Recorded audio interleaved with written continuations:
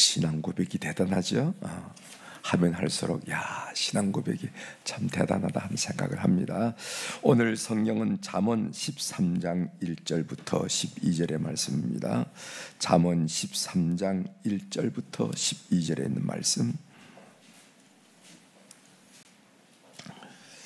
잠언 13장 1절부터 12절에 있는 말씀 찾으셨으면 제가 봉독해 드리겠습니다. 잠언 13장입니다. 1절. 지혜로운 아들은 아비의 훈계를 들으나 거만한 자는 꾸지람을 즐겨 듣지 아니하느니라. 사람은 입의 열매로 인하여 복록을 누리거니와 마음이 괴수한 자는 강포를 당하느니라. 입을 지키는 자는 자기의 생명을 보존하나 입술을 크게 벌린 자에게는 멸망이 오느니라. 게으른 자는 마음으로 원하여도 얻지 못하나 부지런한 자의 마음은 풍족함을 얻느니라. 의인은 거짓말을 미워하나 악인은 행위가 흉악하여 부끄러운 데에 이르느니라. 공의는 행실이 정직한 자를 보호하고 악은 죄인을 패망하게 하느니라. 스스로 부한 체하여도 아무것도 없는 자가 있고 스스로 가난한 체하여도 재물이 많은 자가 있느니라. 사람의 재물이 자기 생명의 속전일 수 있으나 가난한 자는 협박을 받을 일이 없느니라. 의인의 빛은 환하게 빛나고 악인의 등불은 꺼지느니라. 교만에서는 다툼만 일어날 뿐이라 권면을 듣는 자는 지혜가 있느니라. 망령 때에 얻은 재물은 줄어가고 손으로 모은 것은 늘어가느니라. 소망이 더디 이루어지면 그것이 마음을 상하게 하거니와 소원이 이루어지는 것은 곧 생명나무니라. 아멘. 12절까지 함께 읽겠습니다.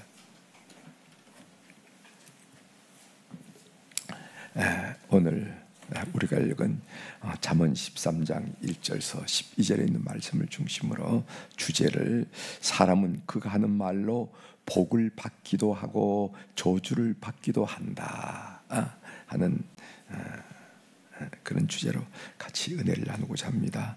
사람은 그가 하는 말로 복을 받기도 하고 저주를 받기도 한다 하는 얘기예요. 어느 장로님이 보내주신 문자 내용인데 그 한 간호사의 글입니다. 오늘 주제와 연관이 돼서 여러분들에게 소개하면서 말씀을 시작할까 합니다. 한 간호사의 글이에요. 안병동에서 야간 근무할 때의 일이었습니다. 새벽 5시쯤 갑자기 병실에서 호출벨이 울렸습니다. 무엇을 도와드릴까요? 호출기로 물었으나 대답이 없었습니다. 나는 환자에게 무슨 일이 생겼나 싶어 불이 나게 병실로 달려갔습니다. 창가 쪽 침대에서 불빛이 새어나왔습니다. 병동에서 가장 오래된 입원 환자였습니다. 무슨 일 있으세요? 황급히 커튼을 열자 환자가 태연하게 사과 한 개를 내밀며 말했습니다. 간호사님, 나 이것 좀 깎아주세요. 이렇게 부탁하더라는 거죠. 헐레벌떡 달려왔는데 겨우 사과를 깎아달라니 맥이 풀렸습니다. 그 옆에서는 그를 간병하는 아내가 곤히 잠들어 있는 모습이 보였습니다. 이건 보호자에게 부탁해도 되잖아요. 그냥 좀 깎아줘요. 나는 다른 환자들이 깰까봐 얼른 사과를 대충 깎았습니다. 그는 내가 사과를 깎는 모습을 가만히 지켜보더니 이번에는 먹기 좋게 잘라달라고 했습니다. 나는 귀찮은 표정으로 사과를 반으로 뚝 잘랐습니다. 그러자 예쁘게 좀 깎아줘, 그렇게 하더라는 거죠. 할 일도 많은데 이런 것까지 요구하는 환자가 참 못마땅했지만은 사과를 대충 잘라주었습니다. 사과의 모양새를 보면서 마음에 들지 않아 아쉬워하는 그를 두고 나는 서둘러 병실을 나왔습니다. 얼마 후 그 환자는 세상을 떠났습니다. 안병동이고 가장 오래됐다는 거죠. 그 환자는 세상을 떠났습니다. 며칠 후 3일장을 치른 그의 아내가 수척한 모습으로 저를 찾아왔습니다. 간호사님, 사실 그날 새벽에 사과 깎아주셨을 때 저도 깨어 있었어요. 깨지만은 모른 척하고 그냥 눈을 감고 있었다는 거죠. 그날이 저희들 결혼 기념일이었는데 아침에 남편이 결혼 기념일 선물이라며 깎은 사과를 담은 접시를 주더군요. 제가 사과를 참 좋아했는데 남편은 손에 힘이 없어서 깎아줄 수가 없어서 간호사님에게 부탁했던 거랍니다.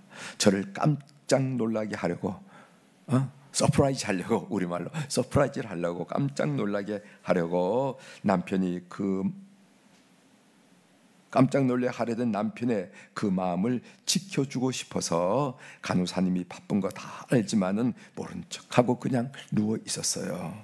혹시 거절하면 어쩌나 하고 얼마나 가슴 졸였던지 그날 사과 깎아 주셔서 정말 고마워요.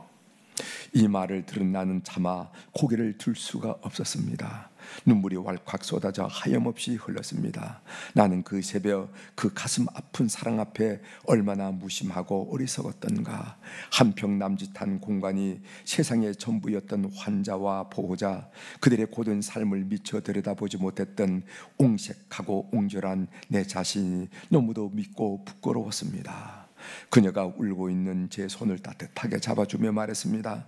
남편이 마지막 선물을 하고 떠나게 해줘서 고마웠다고, 그것으로 충분했노라고. 이런 얘기예요. 좋죠? 우린 살아가면서 다른 사람의 처한 상황이나 생각을 헤아리지 못하고 내 생각대로 판단하고 행동할 때가 참 많았습니다. 남을 배려한다는 거, 왜 저 사람이 저렇게 화를 낼까? 왜 저 사람이 저렇게 얼굴색이 변할까? 왜 저 사람의 시선이 저렇게 됐을까? 이렇게 남을 배려한다는 것은 그만큼 우리의 인격이 성숙했다는 겁니다. 성숙하지 않으면요, 그 상황, 그 느낌 그대로 반응하지요. 감정적인 반응하지요. 그러나 상대방을 하면서 왜 이렇게 갈까? 원래 그렇지 않은 사람인데 한다라는 것은 그 사람의 인격이, 신앙 인격이 그만큼 성숙했다 하는 말씀이죠. 오늘 본문 내용과 연관된 부분이 있어서 여러분들께 소개해드렸습니다. 오늘 우리가 본문을 읽었는데 이 본문도 어떤 스토리가 있는 내용이라기보다는 한 구절 한 구절이 격언처럼 삶의 지혜를 담고 있습니다. 그러나 그것을 대충 두 부분으로 나눌 수가 있을 거예요. 1절부터 7절까지는 말에 대한 교훈이 나오고, 그 다음에 8절부터 12절까지는 재물, 돈에 대한 교훈이 나온다 하는 것을 우리가 짐작할 수가 있습니다. 이제 본문을 몇 구절 살펴보도록 하겠습니다. 1절부터 7절까지는 말에 대한 교훈이죠. 1절 보겠습니다. 지혜로운 아들은 아비의 훈계를 들으나 거만한 자는 꾸지람을 즐겨 듣지 아니하니라. 이 간단한 이 말씀은요, 잠언 13장에부터 14장, 15장 세 장에 걸쳐 주제 말입니다. 주제. 지혜롭다는 것은 들을 줄 아는 사람이고, 거만하고 어리석은 사람은 들을 줄 모른다는 거예요. 들을 줄. 여러분 살다 보면 들을 줄 모르는 사람 있죠. 몰라서 듣지 못하는지, 고집이 세서 들으지 못한, 남을 듣지 않는 사람이 있어요. 그런 사람은 거만한 사람, 어리석은 사람. 그 다음에 귀를 열어서 남의 말을 들을 줄 아는 사람, 어린아이가 얘기해도 들을 줄 알고, 장년이 얘기해도 들을 줄 알고, 연세가 높은 어른이 얘기해도 들을 줄 아는 사람은, 이 사람은 지혜로운 사람이다 하는 것인데, 이것이 바로 13장, 14장, 15장의 주제되는 내용입니다. 사람은 일반적으로 훈계, 꾸지람, 잔소리를 듣는 것을 싫어합니다. 아무나 그래요. 꾸지람 받기 좋아하는 사람 있어요? 잔소리 듣고 싶어하는 사람, 잔소리 좀 그만둬. 그렇죠? 여러분 아내들이 남편이 뭐라고 얘기하면 아이고 잔소리 좀 그만두세요 이러잖아요. 그죠? 누구나 잔소리 듣고 싶지 않고, 꾸지람 듣고 싶지 않고, 오늘 성경의 표현으로 말하면 훈계를 듣고 싶지 않아요. 그래서 훈계를 듣는 자는 지혜로운 자이고, 훈계를 듣지 않은 자는 거만하고 어리석은 자여라 한 얘기를 하고 있습니다. 2절 봅니다. 사람은 입의 열매로 인하여 복록을 누리거니와 마음이 괴산 자는 간포를 당하느라. 여기 복록이란 말은 무슨 말이냐면은 복된 행위를 통해서 받는 보상을 말합니다. 무슨 행위를 잘하면 보상을 해주잖아요. 그래서 복록이라서 복된 정행위를 통해서 받는 보상을 말하고, 교회 사는 뭐를 말하냐면 거짓말을 말이다. 거짓된 마음, 거짓된 말, 교사 마음이 교사나다 하는 것은 마음이 거짓되다 하는 그런 말이죠. 사람은 입의 열매로 인하여 복록을 누린다는 거죠. 사람은 그가 하는 말로 복을 받기도 하고 저주를 받기도 한다는 겁니다. 그래서 3절이 나옵니다. 3절 보겠어요. 입을 지키는 자는 자기의 생명을 보존하나 입술을 크게 벌리는 자에게는 멸망이 오느니라. 입술을 크게 벌린다는 것은 무슨 입이 크게 벌어서 입이 크다 이런 말이 아니라 말을 많이 한다는 거예요. 이것을 말하는 거죠. 그래서 입을 지키는 자. 그래서 내 입에서 나간 말은 반드시 어딘가 누군가에게 사건을 일으킵니다. 말은 그것이 웃는 말이든 어떤 말이든 간에 내 입에서 이 말이 이렇게 무서운 거예요. 내 입에서 나간 말은 어딘가에 누군가에게 사건을, 이것을 보고 뭐라고 하나 말씀 사건이라고 합니다. 여러분, 우리가 구원받는 것도 뭡니까? 하나님 말씀 듣고 아멘해서 일어난 사건이 아닙니까? 그렇죠? 우리가 구원받는다는 게 뭡니까? 이 성경이 말씀하는 복음을 아멘을 듣고 아멘해서 얻어지는 삶의 사건이 구원 사건이거든요. 그래서 우리 입으로 나간 사건은 어딘가에 누군가에게 사건을, 이것을 말씀 사건이라 해요. 그래서 우리는 반드시 우리의 말이 나갈 때 세 개의 문을 꼭 통과해라 이렇게 얘기하죠. 여러분들이 잘 알고 많이 가르치는 말씀입니다. 첫 번째는 진실의 문을 통과하는 겁니다. 여러분들이 입으로 이렇게 말이 나갈 때 꼭 생각할 건 뭐냐면 이게 진실한가, 이게 확실한가, 이 거짓인가, 이걸 꼭 분별하고 판단을 하라는 거예요. 그래서 말이 나갈 때는 먼저 진실의 문을 통과해야 된다. 두 번째로는 비록 그 말이 진실하다 하더라도 덕스러움과 덕스럽지 않은가를 따지라는 거예요. 그게 덕의 문입니다. 덕의 문. 이 말이 진실하지만은 이게 내 입으로 나갔을 때는 말을 듣는 사람이 상처를 받고 공동체가 위에 어려움을 당하고 사기가 죽고 기가 죽고 이런 말이 있을 수 있습니다. 이게 진실한 말이지만은 그 말이 나가 듣는 사람에게는 사기가 죽고 의욕을 상실하게 만들고 공동체에 어려움을 주고 이런 말이다. 이 덕스럽지 않은 말은 하지 말라는 거예요. 첫 번째는 진실의 문, 두 번째는 덕의 문, 세 번째는 부드러움의 문. 부드러움. 이게 중요합니다. 아무리 진실하고 아무리 덕스럽다 하더라도 강하게 나가면, 거칠게 나가면요, 이거 다 너 위해서 한 얘기야 하고 거칠게 나가면은 사람은 그 말을 듣는 게 아니라 감정을 보기 때문에 절대로 덕이 되지 않습니다. 그래서 첫 번째로는 진실의 문, 두 번째는 덕의 문, 두 번째는 부드러운 문을 통과한 다음에 내 입에 나와라. 그래서 성경에는 내 입술을 지킨 파수꾼이 되달라 하는 말 있잖아요. 파수꾼이 되달라 한 말씀이 있는 것처럼 그렇게 해야 된다 하는 말씀을 오늘 새벽에 여러분 마음속에 새기셔야 됩니다.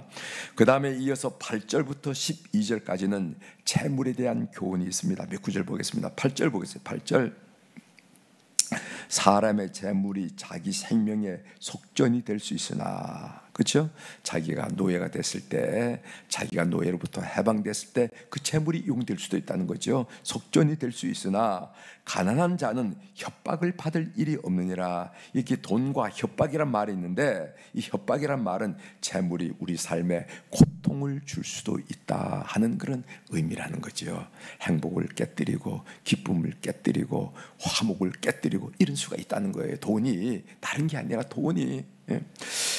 여러분 19세기에 쓰인 독일의 단막극 가운데 돈불이라 하는 작품이에요. 돈에서 불이 나온다는 그 말이 아니라 돈불, 돈과 불, 돈불이에요. 그 내용을 잠깐 말씀드리겠습니다. 아버지와 계모로 들어온 어머니 그리고 본부인이 낳은 아들과 딸이 이렇게 넷이서 나름대로 행복하고 단란한 가정을 이루고 살았습니다. 어느 날 아버지가 세상을 떠나게 되죠. 아버지가 죽게 되자 단란했던 가정의 행복도 깨지고 말았습니다. 그 이유가 뭐냐 하면은 아버지가 남겨놓은 유산 때문에 그래요. 유산 때문에. 계모는 당연히 이 유산은 내 차지라고 주장했어요. 그러더니 아들은 아들대로 아니 내가 이 가정의 장남인데 내가 상속자이지요 또 주장했습니다. 딸은 아니 딸도 자식인데 왜 나만 빼놓냐고 나에게도 상속분을 달라고 이렇게 요구를 하는 거예요. 이 세 식구는 아버지의 시신 앞에서 내 거라고 주장하면서 서로의 입장을 이야기하고 있어요. 시신 앞에서 서로 싸웠습니다.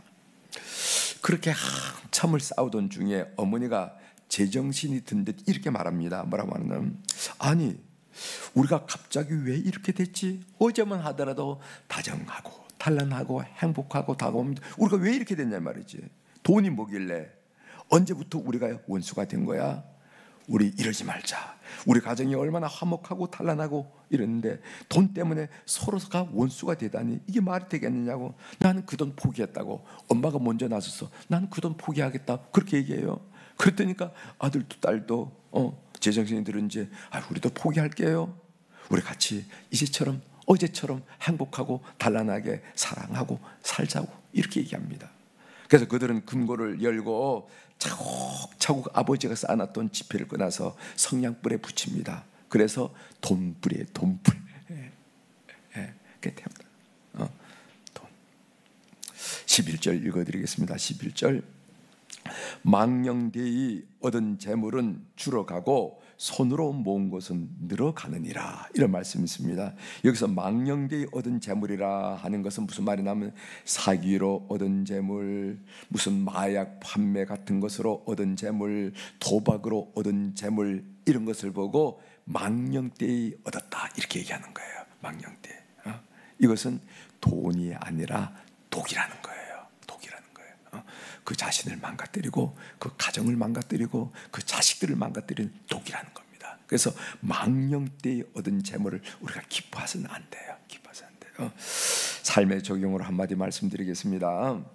사람은 그가 하는 말로 복을 받기도 하고 저주를 받기도 합니다. 어제 말씀드렸죠. 과학적인 통계로도 사람의 말은 67%가 이루어진다는 겁니다. 거의 70%죠. 사람이 이거는 무슨 성경이 하는 얘기 아니라 과학적인 통계로도 사람이 하는 말은 67%가 이런. 그러니까 말을 얼마나 조심해야 됩니까?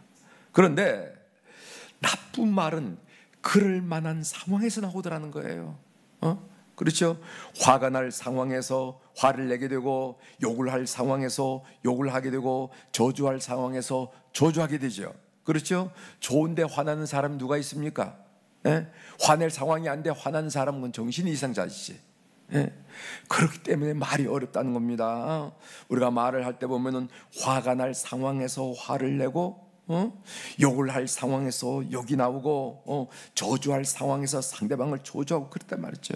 그런데 오늘 성경이 가르치면 뭐냐면 그때 참고 상대방을 발휘하고 따뜻하고 부드운 말을 해요.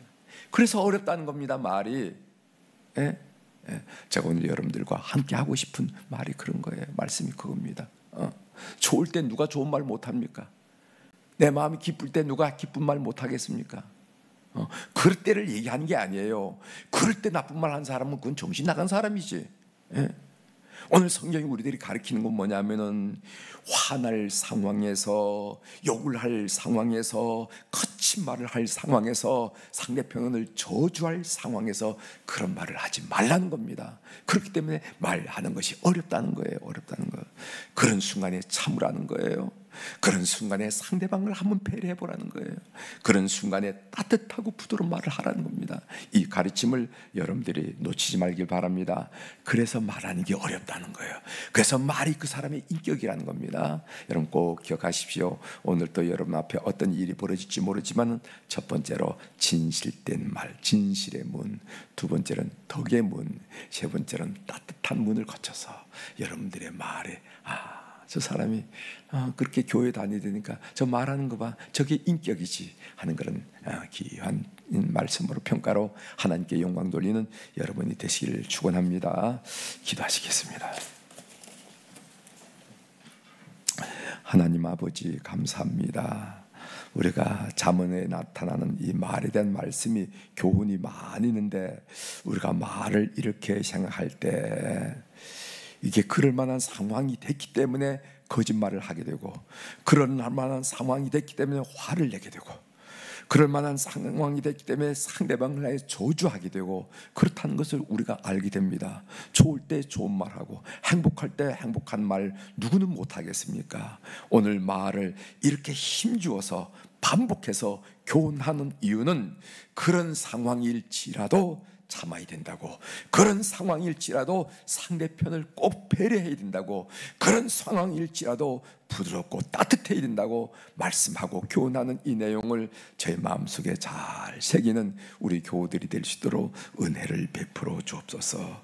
하나님, 오늘 또 주님 전전에 귀한 물질을 드리는 거룩하고 은혜스러운 손길이 있음을 주께서 아신 줄 믿습니다. 살피시고 통촉하시고 역사하셔서 우리가 이 땅에 발을 디디고 사람들과 만남 사이에서 이 땅에서 애써 일하고 살아고 있지만은, 그러나 우리의 삶을 가만히 볼 때 하나님이 지켜주시고 하나님이 인도하시고 하나님이 축복을 하시고 하나님이 기적을 베푸시고 하나님이 길을 내시는 것을 늘 느끼고 본인도 느끼고 가족들도 느끼고 옆 사람도 느끼며 하나님께 찬양하는 하나님의 사람들로 주께서 권능의 손길로 붙드는 그런 귀한 물질이 될 수 있도록 주님 연락하여 주시옵소서. 오늘은 특별히 우리 안나 여선교회 회원들, 우리 모세 여선교회인들을 비롯해서 우리 교회를 위해서 기도하고 지켜왔던 어른들을 축복하며 기도하게 하시오니 감사합니다. 하나님, 황혼역이 더 찬란하고 아름답고 사람들의 이목을 끄는 것처럼 하나님, 우리 어른들의 삶도 마지막 여생이 참으로 찬란하게 하시고 감사하게 하시고 은혜롭게 하시고 소망이 넘치게 하시고 축복되도록 역사하여 주시옵소서. 그래서 믿음의 결실이 어떤 것인지, 특별히 그들의 자녀들과 손자 손녀들 통해 역사하시는 그 하나님의 강력한 축복의 흔적을 통해서 하나님께 영광 돌리는 믿음의 승리자들이 다 될 수 있도록 우리 교회 어른들을 축복하여 주시옵소서. 오늘 또 하늘의 주권과 땅의 주권을 가진 우리 주님의 권세에 있는 이름, 이 세상에 어떤 권세도 견줄 수 없는 그 크신 권세에 있는 이름으로 선언합니다. 선포합니다. 내 영혼이 잘된 같이 범사가 잘되고 강건한 축복을 오늘 하루도 누리며 맛보며 찬양하며 살아갈 수 있도록 은혜를 베풀어 주시옵소서. 감사드리며 예수님의 이름으로 기도 올리옵나이다. 아멘.